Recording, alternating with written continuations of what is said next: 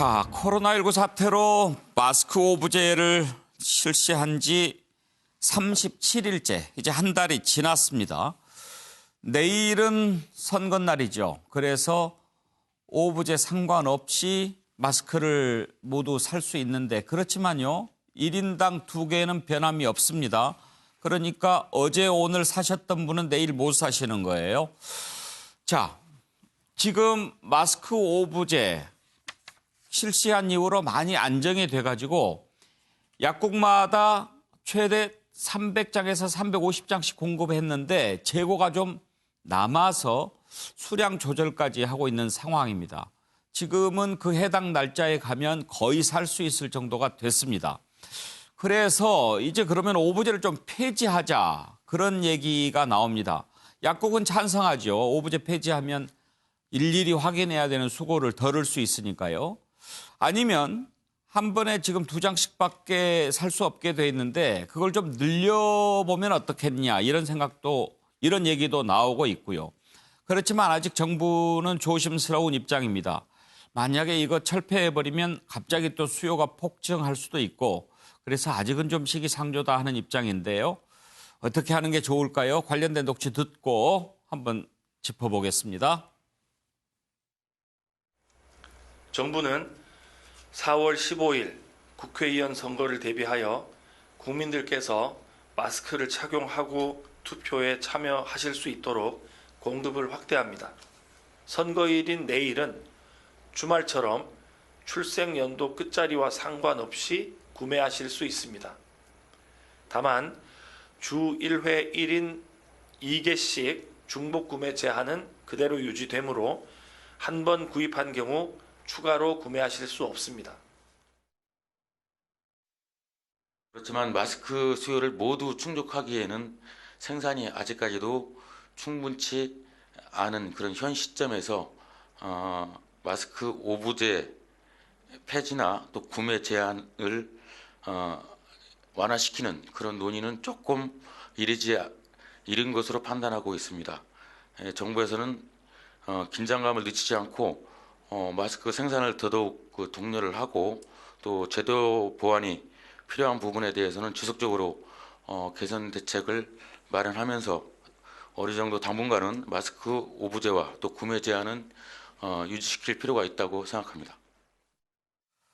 예, 패널 분들 의견을 좀 먼저 듣고 교수님 생각을 한번 들어보죠. 장성철 소장, 네. 마스크 오브제 폐지해도 되겠습니까? 안 됩니다. 질본에서 그렇게 안 하는 게 좋겠다고 얘기했잖아요. 그러니까 저 정부 당국자의 말을 믿고 그대로 따르는 것이 좋겠다라는 생각이 듭니다. 만약에 폐지하면 갑자기 많이들 사러 올까요? 사러 갈 수도 있고요. 그다음에 갑자기 또 확진자가 늘어나면 어떡합니까? 그럼 국민이 불안해서 또 막 사재기할 거 아닙니까? 그렇기 때문에 정부를 믿고 따르는 게 좋겠다라는 생각이 듭니다. 정혁진 변호사 의견은 어떠세요? 전 좀 늘려줬으면 좋겠어요. 아, 한 번 사는 양을. 뭐 한 3장이나 4장 정도. 아, 예. 사실- 오브제는 유지하되. 저도 마스크 몇 개 이제 여분으로 좀 키핑이 돼 있거든요. 네. 그런데 이렇게 마스크가 부족했던 이유가 제가 봤을 때는 가수요가 굉장히 컸던 것 같아요. 뭐 굳이 지금 당장 아니더라도 혹시 어떻게 될지 모르니까 좀 많이 쟁여놓자, 이런 생각이었는데 그 가수요가 많이 없어진 게 주요했던 것 같고, 그다음에 결국 이제 장 소장님 말씀하셨지만 이런 경우에는 전문가가 이야기한 거를 들어주는 것이 제일 맞겠다. 예. 약간 그런 생각이 듭니다. 예. 차지원 교수 의견은요? 예, 저도 뭐 오브제를 그대로 유지했으면 하는 바람입니다. 사실 오브제가 됨에 따라서 많은 사람들이 내가 생년월일 해당될 때 가서 살 수 있겠다는 그런 나름대로 확신감이 심어졌잖아요. 그러다 보니까 소위 말하는 가수요 자체가 생기지도 않을 뿐더러고요. 만약에 이것이 오브제를 만약에 또 폐지하게 되면 다른 사람이 내 목까지 다 사가는 거 아닐까? 그런 불안 심리 때문에 또 덩달아서 너도 나도 지금 그러니까 약국으로 달려가는 그러한 모습이 아마 재현될 가능성이 있고, 또 하나의 이 이유는 앞서 말씀하셨지만 지금 상당히 진정 국면이긴 하지만 또 언제 이것이 또 폭발적으로 다시 또 늘어날 수도 있는 상황이기 때문에 거기에 대한 대비를 하기 위해서라도 당분간 오브제 시행을 계속적으로 갖고 가는 것이 좀 필요하지 않을까 생각이 듭니다. 예. 현근택 대변인은요? 저도 앞에 분들 말씀에 동의합니다. 왜냐하면 지금 이게 약간 분기점에 있거든요. 이게 사회적 거리두기를 조금 완화할 거냐 말 거냐 이런 상황이기도 하고, 그동안 보면 사실은 뭐 마스크 생산량은 크게 늘어나지 않았다 그래요. 그런데 어쨌든 이 재고가 남는 거 지금 약국이든 한나로마트 같은데 뭐 우체국이든 한 70% 정도 재고가 남는다 그러는데 결국은 수요가 줄어든 거거든요. 생산량은 변하지 않았는데 그렇다 그러면 이런 어떤 좀 이게 사회적 거리두기를 좀 완화하고 그다음에 어느 정도 좀 확진자가 줄어들고 이런 예. 전까지는 어쨌든 이 오브제는 유지하는 게 낫다라고 봅니다.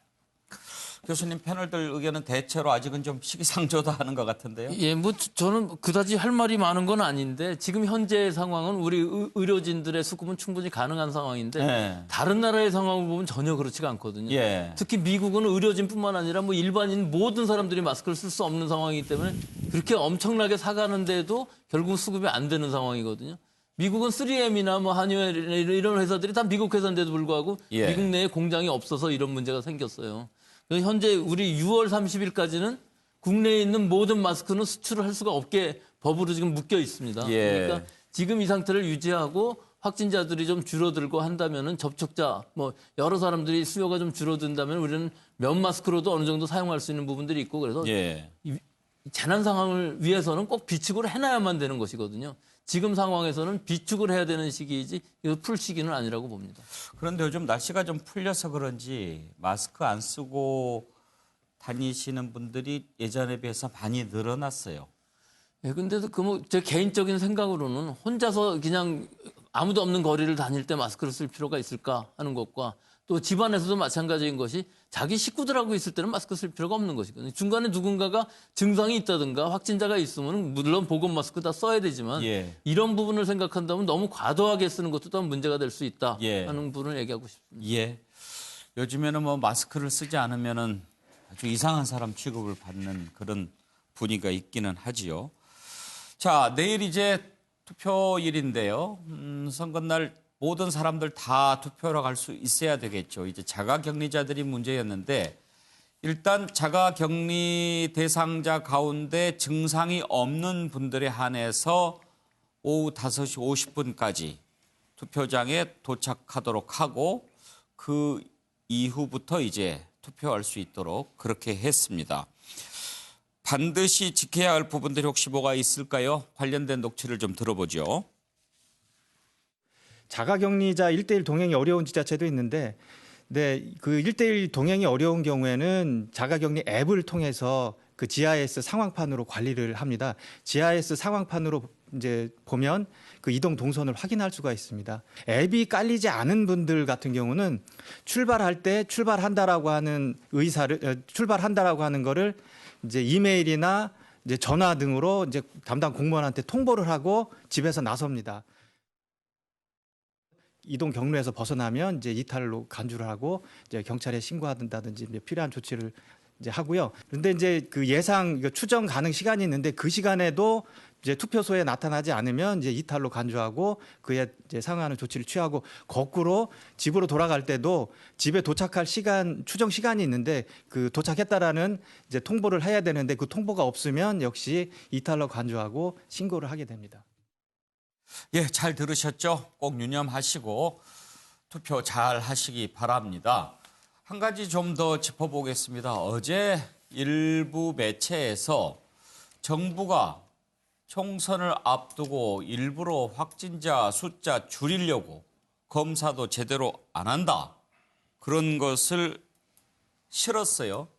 정부가 부인했죠. 그러면서 매우 유감이다. 이렇게 표현했고 이제 가짜 뉴스로 정리가 돼서 끝나는가 했는데 미래통합당의 김종인 선대위원장이 또 다시 이 문제를 꺼내 들었습니다. 검사 기준을 바꿔서 이렇게 줄어들었다. 선거 끝나면 확진자 폭증할 거다. 그렇게 얘기를 했는데요. 민주당에서는 선거 막판에 또 거짓 뉴스라고 비판했습니다. 녹취를 좀 들어볼까요? 총선거가 다가오자 의심 증상이 있어도 엑스레이로 폐렴이 확인돼야 코로나 검사를 할 수 있게 만들었습니다. 총선까지는 확진자 수를 줄이겠다는 건데 선거 끝나면 확진자 폭증할 거라고 전국에서 의사의 편지가 쇄도합니다. 전체 검사 건수를 보면 이미 확진된 사람이 이제 격리 해제될 때 또 시행해야 되는 검사도 있고 또 해외 입국자에 대한 검사도 또 진행이 되고 있고 확진 환자가 생기면 확진 환자의 접촉자들을 굉장히 광범위하게 검사를 하기 때문에 그런 검사자들은 저희한테 의심 신고로 올라오지 않는 사례가 굉장히 많기 때문에 하루에 적어도 한 15,000건 정도의 검사가 현재도 진행은 되고 있습니다. 근데 다만 저희가 통계를 드리는 거는 의심 신고로 저희에게 신규 환자로 신고된 그런 그 의심 환자 숫자를 저희가 검사 건수라는 말로 이렇게 표현을 해서 정보를 드리다 보니까 이제 그렇게 이해가 될 수 있을 것 같습니다. 자, 그러면 하나하나 좀 짚어보겠습니다. 일단 이 부분이 문제가 되는 것은 김종인 위원장이 현재 폐렴 엑스레이가 있어야 검사를 할 수 있다라고 얘기했는데 교수님 이 부분에 대한 팩트 체크를 좀 먼저 해주시죠. 이 팩트 체크는 폐렴 등 의사의 소견이 있어야 된다고 했을 때 의사 선생님들이 그럼 폐렴 소견이 있어야 진단할 수 있냐 이렇게 얘기를 했거든요. 예. 그래서 방역당국에서는 그건 아니고 폐렴이 진단 기준은 아니다. 의사의 소견만 있으면 무조건 할 수 있다 이렇게 된 거거든요. 예. 그 전체 숫자를 보면 알 수 있는 것이 15,000건 정도를 하는데 이것을 아마 데이터 마사지 하기는 굉장히 어려울 것 같고요. 데이터 마사지. 예, 데이터 마사지라는 것은 숫자를 줄이는 것이죠. 어떻게 해서든지 뭐 분모를 줄이든지 뭐 분자를 줄이는 방법인데 실제 지금 상황을 보면은 종합병원에서 일반적으로 입원을 하는 모든 환자한테 전수조사를 하고 있어 굉장히 숫자가 많아지고 있거든요. 네. 또 이 스타기관인 경우에 있어서도 보건소나 모든 데서 오는 것들을 다 검사를 하기 때문에 이 건수 자체를 줄인다면 모를까 아마 이 상황은 굉장히 어려울 것으로 보이고요. 오히려 폐렴 등 증상이 있는 사람들을 많이 한다 그러면은 확진율이 더 높아질 수가 있어요. 양성률이. 그러니까 지금 김종인 위원장님이니까 하여튼 선대본부장님이니까 이분이 말씀하신 거에 좀 모순은 선거가 끝나면 늘어날 수 있어요. 우리 지난주부터 이 선거를 하면서 노출이 많아졌기 때문에 확진자가 많이 늘어날 수 있지만 그 늘어나는 것이 어느 정도 예상되는 범위냐 통제 가능한 것이냐 이것이 문제인 것이지 늘어나는 것 그 자체가 문제는 아니고요. 지금 이 진단 숫자라는 것이 15,000에서 2만까지 가기가 굉장히 어려운 상황이거든요. 더 늘리기 어려운 이유가 뭐 키트도 그렇습니다만 기계 자체를 전 세계적으로 살 수가 없어요. PCR 기계가 완전 품절이기 때문에 더 이상 늘릴 수도 없는 상황에서 최대한 했을 때의 양성 환자이기 때문에 이 숫자 자체는 큰 의미는 없지만 일단 이것을 줄이려고 노력한 것은 아닌 것으로 봅니다. 선거 끝나면 늘어날 수는 있지만 그렇다고 해서 그것이 데이터 마사지. 오늘 새로운 거 하나 배웠습니다. 데이터를 좀 이렇게 조작한다는 거죠. 자, 그런데 왜 어제도 그 부분 정리가 됐는데 다시 김종인 위원장이 이 부분을 들고 나왔을까요? 차정 교수, 심지어 최대집 대한의사협회장이죠. 사실 정부의 방역 대책에 계속 비판적인 입장을 견지해왔던 최대집 협회장마저도 정부가 특정 의도를 갖고 검사 건수를 줄였다고 보지 않는다. 그런 입장을 밝혔거든요. 그러게 말입니다. 지금 아마도 지금 이번 총선 국면에서 봤을 때, 그러니까 미래통합당 입장에서 봤을 때는 코로나가 사실상 모든 것을 다 삼키는 블랙홀이 됐지 않습니까? 그런데 그러한 부분들이 사실 지금 야당에게 상당히 좀 불리하게 작용되고 있다. 무엇보다도 지금 이 정부의 이 방역에 대해서 지금 해외에서의 평가가 상당히 잘 되고 있고 한국이 모범 국가다는 식의 이야기들이 계속적으로 이어지고 있기 때문에 이러한 상황에서 지금 코로나 부분에 대해서는 상당히 조금 미래통합당 입장에서는 상당히 어떻게 보면 조금 상당히 이 사안이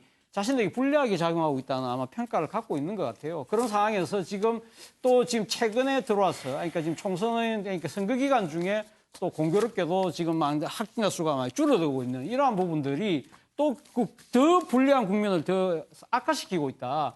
그러한 측면들 가정에서 일부 언론에서 이러한 부분들이 정부 당국이 일종의 말씀하신 그 데이터 마사지를 통해서 뭔가 조작하려고 하는 것이 아닐까라는 의구심을 던지니까 이거 봐라. 이거 그렇다고 하면 큰 문제지. 이거 우리가 정치적인 그러니까 이슈를 갖고 한번 공격을 해야 되겠다는 생각을 하셨던 것 같아요. 근데 그런 생각은 할 수 있어요. 그러나 문제는 그런 주장을 하기 전에는 먼저 팩트 체크를 해보셔야죠.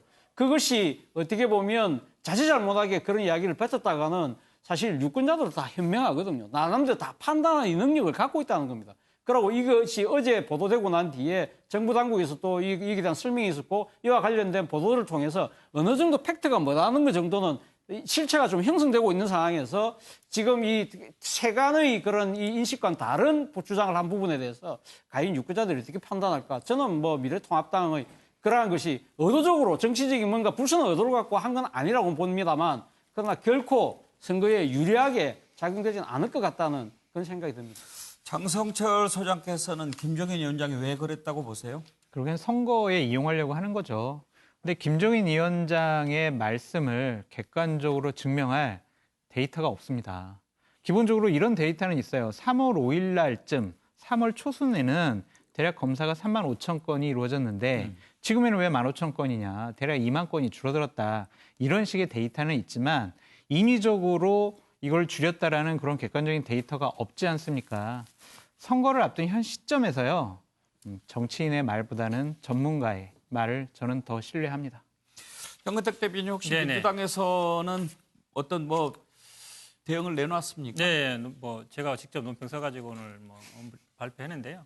사실 이제 선거 하루 앞뒀습니다. 오늘 앞뒀는데 이게 사실은 그 전에 어떤 인천에 있던 의사분이 올리신 거예요. 그러다 보니까 한 언론에서 뭐 의혹을 제기했고, 근데 마침 그 언론사가 현장에 가서 취재를 해보니까 사실이 아니다. 그 핵심이 뭐였냐면 그 3월 2일 날 지침을 바꿨다는 거예요. 그전에 어떻게 돼 있었냐면 의사의 소견에 따라 코로나19가 의심되는 자 이렇게 돼 있다가 의사의 소견에 따라 원인 미상, 폐렴 등 뭐 의심되는 자 이렇게 했거든요. 예. 근데 사실은 현장에서 그 폐렴이 아니어도 다 검사가 이루어지고 있습니다, 실제로. 그러고 있고 이게 지금 3월 2일 날 개정된 건데요. 2월 중순까지는 한 하루에 1,000건이었어요.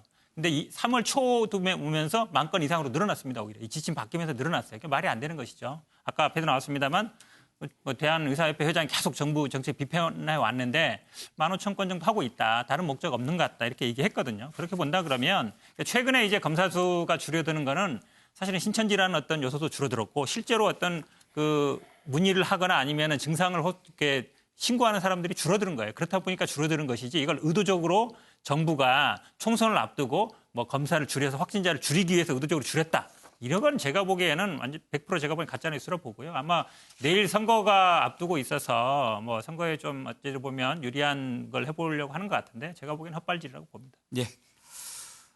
네, 코로나 관련 이슈 살펴봤고요. 이제 총선 관련 이슈로 넘어가겠습니다. 가톨릭의대 백순영 교수님 감사합니다. 예, 수고하셨습니다.